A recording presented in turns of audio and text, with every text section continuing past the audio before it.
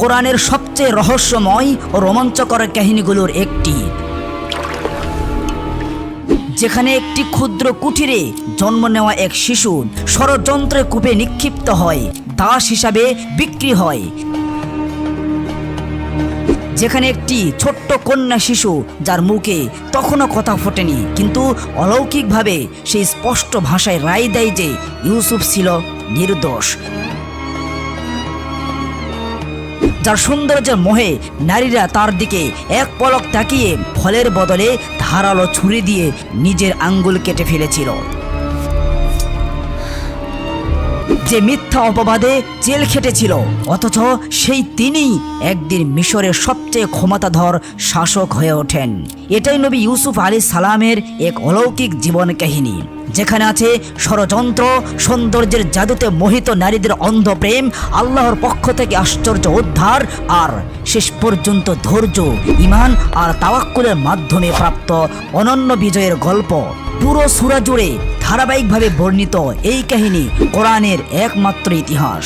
আর এই গল্প শুনে আপনি আবেগে কেঁদেও ফেলতে পারেন, আবার অবাকও হয়ে যেতে পারেন।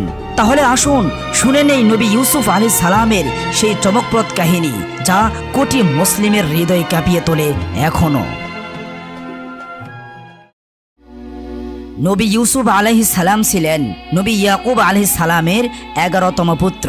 তিনি ইয়াকুব আলাইহিস সালামের জন্মভূমি কেনান নামক স্থানে জন্মগ্রহণ করেন। পরবর্তীতে এটি হেব্রন নামে পরিচিত হয়ে ওঠে। ইউসুফের পিতা মাতা ছিলেন ইসলামের আরেক সম্মানিত নবী ইব্রাহিম আলাইহিস সালাম। তারা সবাই কেনান বা ফিলিস্তিনের হেব্রন এলাকার বাসিন্দা ছিলেন। বর্তমান কেনান ফিলিস্তিনের একটি অংশ। ইয়াকুব আলাইহিস সালামের প্রথম স্ত্রী লাইয়া বিনতে লাইনের গর্ভে জন্ম নেয় 10 পুত্র। লাইয়ার ছোট বোন রাহিলাকে বিয়ে করেন ইয়াকুব আলাইহিস সালাম। তাদের ঘরে জন্ম নেন 2 পুত্র, ইউসুফ আলাইহিস সালাম এবং তার ছোট ভাই বেনিয়ামিন। একাধিক হাদিসের বর্ণনা থেকে পাওয়া যায়, রাসূল পাক সাল্লাল্লাহু আলাইহি সাল্লাম মেরাজের রাত্রে 3য় আসমানে ইউসুফ আলাইহিস সালামের সাক্ষাৎ লাভ করেছিলেন। ছোটবেলা থেকেই ভীষণ সুদর্শন ও জ্ঞানের অধিকারী ছিলেন ইউসুফ আলাইহিস সালাম, তাই বাবা ইয়াকুবেরও প্রিয় পুত্র ছিলেন তিনি। ছোটবেলা থেকে নানা অলৌকিক ঘটনার মধ্য দিয়ে তিনি একসময় বনে যান সমগ্র মিশরের গভর্নর, অথচ একটা সময় কেনানে ক্ষুদ্র কুঠিরিতে জীবন কাটাতেন তিনি। এমনকি প্রথম জীবনে তার ভাইয়েরা ষড়যন্ত্র করে তাকে গহীন কূপে নিক্ষেপ করে। পরে সেখান থেকে তিনি কৃতদাস হিসাবে মিশরের বাজারে বিক্রি হয়েছিলেন। পরবর্তীতে আবার জুলেখার কটু চালে জেলের আসামিও হয়েছিলেন। শেষ জীবনে এসে মিশরের ক্ষমতাধর ব্যক্তি হিসাবে নিজেকে অধিষ্ঠিত করেন। স্বপ্নের ব্যাখ্যা প্রদানের ক্ষেত্রেও দুর্লভ ক্ষমতা বা দক্ষতা তাকে সে সময় প্রসিদ্ধ করে তোলে। তিনি নবী হিসাবে তৎকালীন সময়ে মূর্তি উপাসকদের পরাজিত করে তাদের মাঝে এক আল্লাহর একাত্মবাদ প্রতিষ্ঠা করেছিলেন। ইয়াকুব আলাইহিস সালামের কাছে 12 জন পুত্রের মধ্যে ইউসুফ আলাইহিস সালাম ছিলেন সবচেয়ে বেশি প্রিয়। তার সৌন্দর্যের কারণে শিশুকালে ইউসুফ ছিলেন সবার প্রিয়, যা তার সৎ ভাইয়েরা সহ্য করতে পারত না। তারা ইউসুফকে শিশু অবস্থায় পিতার কাছ থেকে দূরে সরানোর ঘৃণিত চক্রান্ত করে। ইয়াকুব আলাইহিস সালামের পরিবারের তখন পেশা ছিল মেষ চরানো। একসময় তার ছেলেরা ইউসুফকে নিয়ে মেষ চরানোর অনুমতি চান, কিন্তু ইয়াকুব আলাইহিস সালাম ভয় করতেন নেকড়ে বাঘ তাকে খেয়ে ফেলতে পারে বলে। ভাইরা ইউসুফকে পর্যাপ্ত নিরাপত্তা দেওয়ার প্রতিশ্রুতি দিয়ে বাবাকে রাজি করায়। প্রথমে তারা ইউসুফকে হত্যা করার পরিকল্পনা করলেও বড় ভাইয়ের পরামর্শে তাকে হত্যা না করে কূপে ফেলে দেওয়ার সিদ্ধান্ত নেয়। তারা ইউসুফের জামায় রক্ত মাখিয়ে বাবাকে দেখায়। তার বাবাকে বলে ইউসুফকে একটি নেকড়ে বাঘ খেয়ে ফেলেছে। বাবা ইয়াকুব আলাইহিস সালাম এ ঘটনা শুনে শোকে মুমূর্ষু হয়ে পড়েন। তিনি পুত্র হারানোর শোকে কাঁদতে কাঁদতে এক পর্যায়ে অন্ধ হয়ে যান। সূরা ইউসুফের 19 নম্বর আয়াতে কূপ থেকে শিশু ইউসুফ আলাইহিস সালামকে উদ্ধারের কাহিনী সংক্ষিপ্ত আকারে বর্ণিত হয়েছে। তাফসীরকারকদের মতে সিরিয়া থেকে মিশরগামী একটি কাফেলা একদিন ওই কূপের পাশ দিয়েই যাচ্ছিলেন। তাদের মধ্যে মালিক ইবনে দুবর নামক এক ব্যক্তি পানি সংগ্রহের জন্য কূপে বালতি নিক্ষেপ করেন। বালতি ও সংযুক্ত দড়ির সঙ্গে সুদর্শন বালক ইউসুফ আলাইহিস সালাম উঠে আসেন। এতে মালিকের চোখ উল্লসিত হয়ে ওঠে, কারণ তিনি এর আগে এমন সুদর্শন বালক আর কখনো কোনোদিন দেখেননি। মালিক মনে মনে তাকে মিশরে বিক্রি করার পণ করলেন, কারণ এর বিনিময়ে প্রচুর অর্থ পাওয়া যাবে। সে সময় মিশর ছিল দাস ক্রয় বিক্রয়ের জন্য খুব বিখ্যাত। মিশরের অভিজাত শ্রেণী তখন দাস কিনে তাদের বিভিন্ন কাজে ব্যবহার করত। তাফসীরকারকদের অপর এক বর্ণনা থেকে জানা যায়, ইউসুফের ভাইদের মধ্যে ইয়াহুদা তাকে অনেক স্নেহ করত। ইউসুফকে কূপে ফেলার সিদ্ধান্ত নিয়ে ইয়াহুদা শুরুতেই তাদের ভাইয়ের বিরুদ্ধাচরণ করেন, কিন্তু ইউসুফকে কূপে ফেলার সিদ্ধান্ত নিয়ে ইয়াহুদা শুরুতেই ভাইদের বিরুদ্ধাচরণ করেন, কিন্তু পরবর্তীতে সবার চাপে পড়ে তাকেও ভাইদের সিদ্ধান্ত মেনে নিতে হয়। ইয়াহুদা টানা 2 দিন কূপে থাকা ইউসুফ আলাইহিস সালামকে খাবার দিয়েছিলেন। তৃতীয় দিন ইউসুফকে কূপে দেখতে না পেয়ে ইয়াহুদা ব্যাকুল হয়ে পড়েন। তিনি তাকে খুঁজতে থাকেন এবং এক পর্যায়ে ওই কাফেলার সন্ধান পেয়ে যান, যারা ইউসুফকে মিশরে বিক্রি করার জন্য যাচ্ছিল। ইয়াহুদা কাফেলার লোকদের কাছে ইউসুফ আলাইহিস সালামকে পলাতক দাস হিসাবে উল্লেখ করেন এবং কাফেলার লোকেরা তাকে চুরি করেছে বলে অভিযোগ করেন। ফলে ভীতসন্ত্র কাফেলার লোকজন অর্থের বিনিময়ে ইউসুফ আলাইহিস সালামকে কিনে নেন এবং মিশরে চলে যান। মিশরের দাস দাসী বিক্রির হাটে সুদর্শন ইউসুফ আলাইহিস সালামের আগমন সবার মধ্যে সাড়া ফেলে দেয়। মিশরবাসী এর আগে এমন সুদর্শন বালক কখনো দেখেননি। তারা নিজেদের মধ্যে বলাবলি করতে শুরু করে, যতই অর্থ লাগুক এই বালককে তারা কিনবে। ফলে ইউসুফকে ক্রয় করা নিয়ে সবার মধ্যে তুমুল প্রতিযোগিতা শুরু হলো। সবার অংশগ্রহণে নিলামে ইউসুফের দাম ক্রমে বৃদ্ধি পেতে থাকে। এক পর্যায়ে ইউসুফ আলাইহিস সালামের ওজনে সমপরিমাণ সোনা, মৃগ নাভি এবং রেশমি বস্ত্রের বিনিময়ে তাকে কিনে নেন তৎকালীন মিশরের সেনাপতি কুতিপার। কোন কোন বর্ণনায় পাওয়া যায় তৎকালীন মিশরের আজিজ মিশর অর্থাৎ মিশরের অর্থ ও খাদ্য মন্ত্রী রাজসভার একজন সদস্য ইউসুফ আলাইহিস সালামকে কিনে নেন। পবিত্র কোরআন ইউসুফ আলাইহিস সালামকে নিয়ে সর্বাধিক আলোচিত ও চাঞ্চল্যকর ঘটনা নেপথ্য থাকা প্রধান 2 চরিত্রের নাম সরাসরি উল্লেখিত হয়নি। সূরা ইউসুফে ইউসুফ আলাইহিস সালাম ক্রয়কারীকে আজিজ বা মন্ত্রী হিসাবে এবং তার স্ত্রী আজিজের স্ত্রী বা তার স্ত্রী হিসাবে সম্বোধন করা হয়েছে। তবে তাফসীরকারকগণ ও ঐতিহাসিকদের বর্ণনা মতে এই আজিজের স্ত্রী হলেন ইতিহাস খ্যাত জুলেখা। আবার অনেকের মতে তার প্রকৃত নাম ছিল রঙ্গিলা আর উপাধি ছিল জুলেখা। সূরা ইউসুফের 21 নম্বর আয়াত থেকে জানা যায়, মিশরের যে ব্যক্তি ইউসুফ আলাইহিস সালামকে ক্রয় করেছিলেন সে তার স্ত্রীকে ইউসুফ আলাইহিস সালামের প্রতি বিশেষ যত্নবান হওয়ার নির্দেশ দেন এবং ইউসুফকে তার নিকট উপহার হিসাবে উল্লেখ করেন। এক বর্ণনা থেকে জানা যায় মিশরের তৎকালীন সেনাপতি কুতিপার ইউসুফকে নিয়ে রাজা আমেন কুতুবের দরবারে নিয়ে যান। রাজা তখন ইউসুফের জ্ঞান ও সৌন্দর্য দেখে মুগ্ধ হন এবং তাকে মিশরীয় নাম ইউজারসিফ বলে ডাকতেন। আজিজে মিশরের প্রাসাদে ছোট্ট ইউসুফ আলাইহিস সালাম এবং জুলেখার পরিচয় হয়। জুলেখার ঘরেই তিনি কৈশোর পেরিয়ে যুবক হয়ে ওঠেন। জুলেখা ক্রমে যুবক ইউসুফ আলাইহিস সালামের সৌন্দর্যের প্রতি আসক্ত হয়ে পড়েন। মূর্তি উপাসক জুলেখা তার ঘরে থাকা মূর্তির সামনে অন্যায় আবদার করতে ভয় পেতেন বলে কাপড় দিয়ে মূর্তির মুখ ঢেকে রাখতেন। ইউসুফ আলাইহিস সালামকে নানাভাবে প্রলোভুদ্ধ করতে সচেষ্ট ছিলেন। অন্যদিকে আল্লাহ তাআলার একাত্মবাদে বিশ্বাসী ইউসুফ আলাইহিস সালাম আল্লাহ তাআলা প্রদত্ত ঈমানের শক্তিতে তার সব ধোঁকা ও প্রলোভনের ঊর্ধ্বে ছিলেন এবং সবসময় জুলেখাকে এ পথ ছাড়তে অনুরোধ জানান। কিন্তু ইউসুফ আলাইহিস সালামের প্রেমে পাগল জুলেখা ছিলেন বড্ড একরোখা। সূরা ইউসুফের 23 নম্বর আয়াত থেকে জানা যায়, একদিন জুলেখা ইউসুফ আলাইহিস সালামকে ঘরে একা ডেকে এনে দরজা বন্ধ করে দেন এবং তার প্রতি অশ্লীলতার আহ্বান জানান। কিন্তু ইউসুফ আলাইহিস সালাম মহান আল্লাহর প্রদত্ত জ্ঞান, ধৈর্য, ঈমান এবং ভীতির কারণে তা সরাসরি প্রত্যাখ্যান করেন এবং তিনি দ্রুত জুলেখার ঘর থেকে বের হয়ে যাওয়ার চেষ্টা করেন।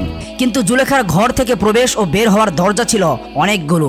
প্রত্যেকটি দরজায় জুলেখার নির্দেশে আগেই তালা লাগিয়ে দেওয়া হয়েছিল।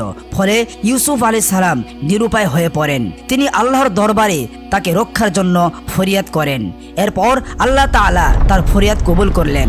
অলৌকিকভাবে সব দরজা খুলে যেতে থাকে এবং ইউসুফ আলাইহিস সালাম একে একে সব দরজা চৌকাঠ ডিঙ্গাতে শুরু করে। এ সময় জুলেখা হঠাৎ পিছন থেকে ইউসুফ আলাইহিস সালামকে ঝাপটে ধরলে তার পরিধেয় জামা পেছন থেকে ছিঁড়ে যায়। ইউসুফ আলাইহিস সালাম ও জুলেখা দরজার বাইরে তার স্বামী আজিজকে দেখতে পান। ঠিক তখনই চতুর জুলেখা তার সুর পাল্টে ফেলেন। সূরা ইউসুফের 25 নম্বর আয়াত থেকে জানা যায়, এ সময় জুলেখা ইউসুফ আলাইহিস সালামের বিরুদ্ধে মিথ্যা অভিযোগ তুলে তাকে কারাগারে পাঠানো বা অন্য কোনো কঠিন শাস্তির দাবি করেন। 26 নম্বর আয়াত থেকে বর্ণিত হয়, তখন ইউসুফ আলাইহিস সালাম প্রকৃত সত্য তুলে ধরেন এবং জুলেখার পরিবারের একজন সঠিক সাক্ষ্য প্রদান করেন। তাফসির অনুযায়ী এই সাক্ষ্য ছিল একটি ছোট্ট কন্যা শিশু, যার মুখে তখনও স্পষ্ট কথা ফোটেনি, কিন্তু অলৌকিকভাবে সেই স্পষ্ট ভাষায় রায় দেয় যে ইউসুফ হলো নির্দোষ। অপর এক বর্ণনায় বলা হয়েছে, শিশুটি ছিল জুলেখার খালাতো বোনের কন্যা। সাক্ষীর যুক্তি ছিল, ইউসুফ আলাইহিস সালামের জামা যদি পিছন থেকে ছেঁড়া থাকে তবে জুলেখা দোষী, আর যদি সামনে থেকে ছেঁড়া থাকে তবে জুলেখার অভিযোগ একেবারেই সত্য।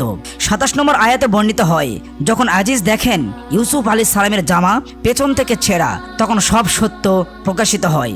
মান সম্মানের কথা বিবেচনা করে রাজমহলের সবাইকে নির্দেশ দেন এ ঘটনা যেন বাইরে মোটেও ছড়িয়ে না পড়ে, আর স্ত্রী জুলেখাকেও কঠিন হুঁশিয়ারি করে দেন। মহান আল্লাহ তাআলা ইউসুফ আলাইহিস সালামের প্রতি সদয় হন এবং তাকে জুলেখার ষড়যন্ত্র থেকে উদ্ধার করেন।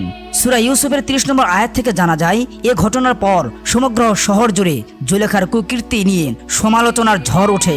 রাজপ্রাসাদে যারা আজিজ বিরোধী ছিল তারা এ ঘটনাকে বহুমাত্রিক রং ছড়িয়ে মানুষের কাছে প্রচার করতে থাকে। এক পর্যায়ে আজিজের স্ত্রী জুলেখা যখন এই ষড়যন্ত্র বা অপবাদের ব্যাপক প্রচার সম্পর্কে অবগত হন, তখন তিনি শহরের গণ্যমান্য মহিলাদের একটি ভোজ সভার আমন্ত্রণ জানায়।